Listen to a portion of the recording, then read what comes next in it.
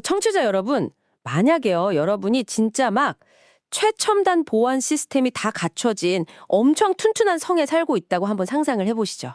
오, 아주 든든하겠는데요. 그렇죠. 엄청 안전하겠죠. 그런데도 막상 우리 집 대문 앞에 그 이웃집 경비원이 안 서 있으면 왠지 불안해서 밤점을 막 설치는 거예요. 이게 말이 될까요? 듣고 보니까 굉장히 좀 이상한 상황이네요. 네, 그러니까요. 오늘 우리가 다룰 주제의 핵심이 바로 이 비유에 다 담겨 있습니다. 우리의 자체 방위 능력에 대한 뭐랄까 그 인식의 괴리, 이 부분을 좀 파헤쳐 보려고 하거든요. 아주 흥미로운 접근입니다. 네, 오늘 저희 딥다이브 심층 분석에서 다룰 주제는요. 2026년 4월 28일 청와대 국무회의 겸 비상경제점검회의에서 이재명 대통령이 발언한 그 자주국방과 안보 자신감에 대한 내용입니다. 네네. 최근 언론에서 아주 뜨겁게 다루었던 내용이죠. 맞아요. 그 매일경제, 동아일보, 연합뉴스 같은 주요 언론사들의 기사들을 바탕으로 이 발언이 도대체 어떤 배경에서 나왔고 무슨 의미를 가지는지 싹 다 해부해볼 예정입니다. 벌써부터 기대가 됩니다.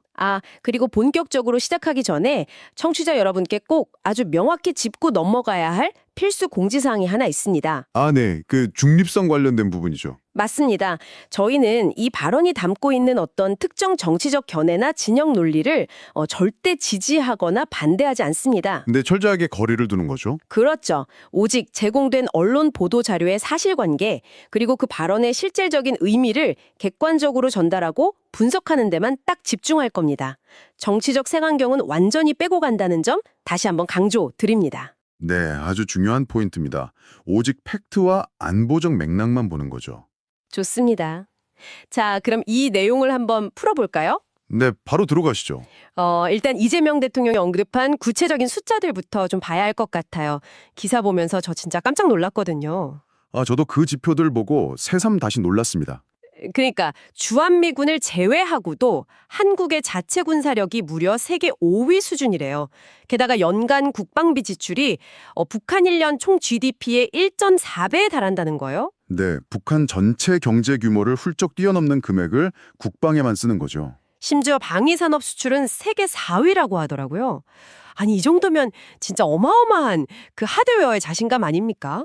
여기서 흥미로운 점은 이 숫자들이 그냥 단순한 통계 자료가 아니라는 겁니다. 단순한 통계가 아니다. 그럼 어떤 의미가 있는 걸까요? 그러니까 국가 리더십이 국민들에게 전달하고자 하는 아주 객관적 상황에 기반한 자신감의 근거로 이걸 딱 제시한 거거든요.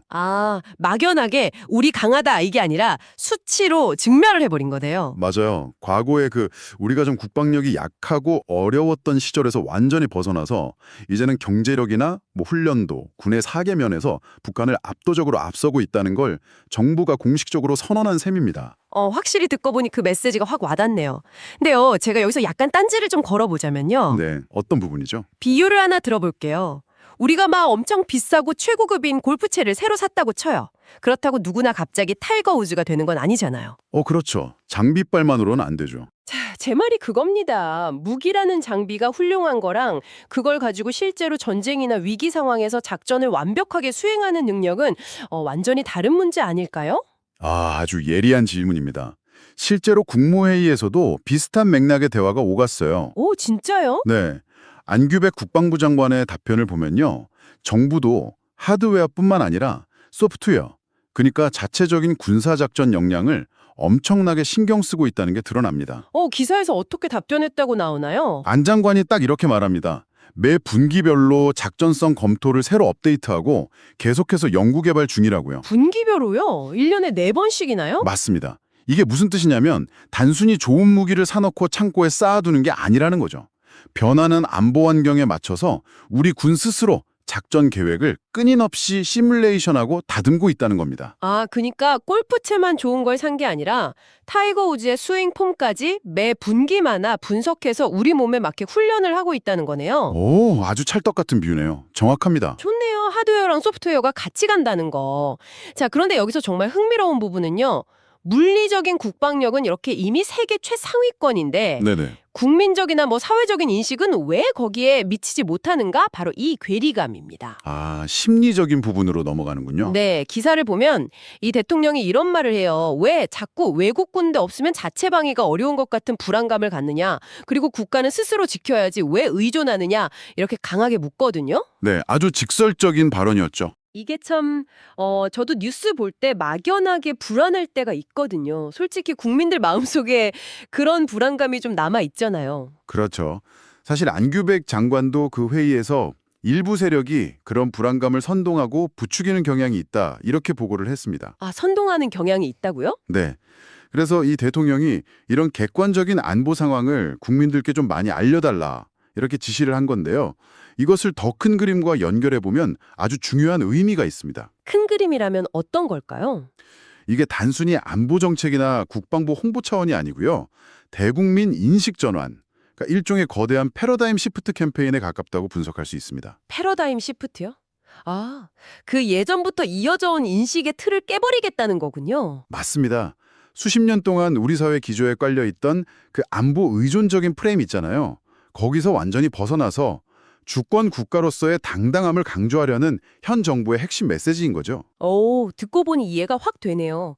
의존이 아니라 독립된 주체로서 당당해져라. 바로 그겁니다. 근데 또 제가 청취자 입장에서 조금 걱정되는 부분을 하나 여쭤볼게요. 네, 말씀하시죠. 국민들을 이렇게 안심시키고 자신감을 불어넣어주는 건 리더로서 참 좋은 방향인데, 안보에 있어서 지나친 자신감이나 막 낙관주의가 오히려 나중에 더 큰 위험을 초래하지는 않을까요?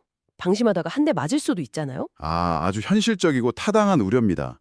사실 안보에서 자신감과 자만심은 진짜 종이 한 장 차이거든요. 그렇죠. 그 경계가 되게 애매하잖아요. 그런데 정부도 이 부분을 명확히 인지하고 있는 것 같습니다.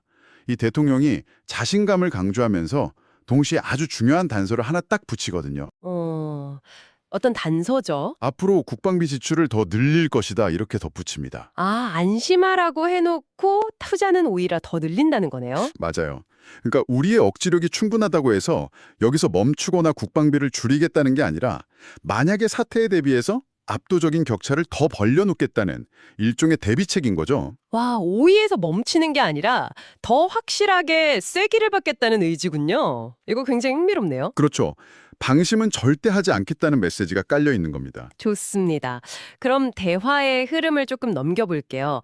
지금까지는 어떤 자신감의 표출, 심리적인 인식 전환에 대해 이야기했다면 네네. 이게 결국 구체적이고 실질적인 정책 목표로 이어질 수밖에 없잖아요. 네. 기사 맨 마지막 부분을 보니까 엄청난 키워드가 하나 딱 등장하더라고요. 네, 아까부터 계속 그쪽으로 논리가 모아지고 있었죠? 바로 전시작전권. 그 전자권 회수 문제입니다. 이게 다 무슨 의미일까요? 사실 앞서 말씀드린 세계 5위의 군사력, 자체 방위 능력 강조, 이런 것들이 결국 향하는 궁극적인 종착지가 바로 이 전자권 회수라고 볼 수 있습니다. 아, 그 모든 빌드업이 결국 이 전자권을 향해 있었다? 그렇죠. 이 대통령이 전술과 전략도 스스로 짤 준비를 해놔야 한다고 당부를 하잖아요. 네, 기사에 그렇게 나와 있었죠. 그러자 안 장관이 뭐라고 보고하냐면 전자권 회수를 앞당길 유무형의 정신적 자산과 전략 체계를 이미 갖추고 있다, 이렇게 답을 합니다. 유무형의 자산과 체계를 갖추고 있다? 이게 그냥 단순히 말로만 하는 게 아니라는 느낌이 팍 드는데요. 이 시점에서 아주 중요한 질문이 하나 생깁니다. 네, 어떤 질문이죠? 과연 안 장관이 언급한 이 유무형의 정신적 자산이라는 게 이 최첨단 현대전에서 구체적으로 어떤 의미를 가지느냐 하는 겁니다. 그러게요. 유형은 눈에 보이는 무기나 시스템일 텐데 무형의 정신적 자산. 현대전에서 정신력이 총알을 막아주는 건 아니잖아요. 당연하죠. 여기서 말하는 무형의 자산은 단순히 막 군기 바짝 든 군인 정신, 이런 것만을 말하는 게 아닙니다. 그럼 좀 더 전략적인 의미가 있는 건가요? 네. 전자권 회수라는 거대한 군사적, 외교적 목표를 달성하려면 동맹국의 동의도 필요하지만 무엇보다 우리 군 스스로 완벽하게 작전을 기획하고 수행할 수 있다는 걸 증명해야 하거든요. 아, 증명을 해야만 넘겨받을 수 있는 거니까요. 그렇죠. 그러니까 독자적인 전략 수립에 대한 지휘부의 확고한 의지, 스스로 책임지겠다는 결단력, 그리고 어떠한 위협 앞에서도 흔들리지 않는 군의 굳건한 사기, 이 모든 소프트웨어적인 독립성이 바로 무형의 정신적 자산인 겁니다. 와, 그러니까 진짜 우리가 스스로 전쟁의 판을 짜고 그 결과까지 책임지겠다는 그 지휘부의 마인드셋 자체를 무형의 자산으로 본 거군요. 맞습니다. 물리적인 무기가 유형의 자산이라면 그걸 움직이는 뇌와 심장이 바로 무형의 정신적 자산인 셈이죠. 이해가 확 됩니다. 결국 오늘 다룬 언론 보도들을 쭉 연결해 보니까 이게 단순히 무기가 얼마나 많냐, 랭킹이 몇 위냐 이런 단편적인 이야기가 아니었네요. 그렇습니다. 아주 중요한 역사적 맥락이 담겨 있죠. 전문가님께서 오늘 이 딥다이브의 핵심을 좀 쫙 갈무리 해주신다면요? 네. 오늘 살펴본 이 자료들은요. 대한민국의 안보를 바라보는 시각 자체가 근본적으로 변하고 있다는 걸 보여주는 강력한 시그널입니다. 시각 자체가 변하고 있다. 네. 과거의 그 불안함에 기반한 의존적인 태도에서 벗어나서 이제는 안보 환경을 우리가 완전히 주도하겠다는 그 완전한 주도로 넘어가는 과도기이자 선언인 것이죠. 아, 의존에서 완전한 주도로 진짜 핵심을 찌르는 요약이네요.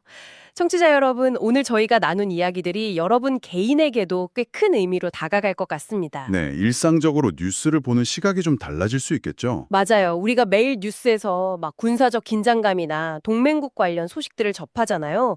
이제는 그런 뉴스를 볼 때, 아, 불안하다, 어떡하지? 이러는 게 아니라, 네, 아, 우리가 세계 5위 군사강국의 시민이구나. 우리 군이 분기별로 작전 체계를 업데이트하고 있구나. 이런 좀 새롭고 주도적인 관점에서 해석해 보실 수 있게 된 것 같습니다. 충분히 자부심을 가져도 좋을 만한 팩트들이니까요. 네, 그렇습니다. 자, 오늘 딥다이브를 마무리하면서 제가 청취자 여러분 스스로 좀 고민해 보실 만한 아주 흥미롭고 약간 도발적인 질문 하나를 남겨드리려고 합니다. 어떤 질문일지 기대되는데요. 자, 여러분. 만약에요, 대한민국이 외국 군사력에 대한 의존도를 완전히 낮추고 100% 독자적인 방위 역량과 전시 작전권을 행사하는 그날이 온다면 말이죠. 네, 한반도를 넘어서 미국, 중국, 일본과 같은 이 동북아시아 이웃 국가들의 그 팽팽한 힘의 균형은 과연 어떻게 요동치게 될까요? 와, 그거 진짜 지정학적으로 엄청난 나비 효과를 가져올 주제네요. 그렇죠. 우리가 온전히 우리 힘으로 서게 될 때 주변국들은 우리를 어떻게 대할 것인가? 이 질문을 여러분의 상상력에 맡기며 오늘의 뒷다이브를 마치겠습니다. 함께 해주셔서 감사합니다. 감사합니다.